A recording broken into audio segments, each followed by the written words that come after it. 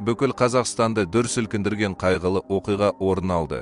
Тыныш Талғар қаласындағы Болат отбасының дүкенінде қанқұйлы драма ойнап, 16 жастағы Шерзаттың өмірін қиды. Мұның бәрі неден басталды? Бар болғаны кешкі 22:00-ден кейін бір бөтелке сыра сатудан бас тартқаннан, бірақ бейбіт жанжал қатыгездікке ұласты. Туғандарының көз алдында пышақтармен мылтық ұстаған топ жасөспірімге шабуыл жасады. Шерзат өз отбасын қорғап қаза тапты, ал оның әкесі мен ағасы соққыға жығылды. Бұған сену қиын. Туған қаланың көшелерінде осыншалықты қатыгездік пен тасжүректік болуы мүмкін бе? 7 күдікті қамауға алынды. Бірақ отбасы бұл түнде болған барлық қатысушылар әлі ұсталған жоқ деп мәлімдейді.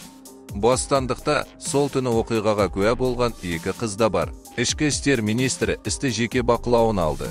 Бірақ Талғар тұрғындары үшін бұл олардың қауіпсіздігі қаншалықты әлсіз екенін еске салатын оқиғаға айналды. Кезінде тыныштық орнаған қала енді жазасыздық пен зорлық, зомбылықтың символына айналды.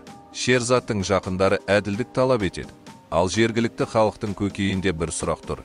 Келесі құрбан кім болуы мүмкін? Талғардағы қылмысты енді елемеуге болмайды. Ендігі сұрақ: балаларымызды кім қорғайды? Және әділдік халықтың жүрегіне тыныштық орната ала ма?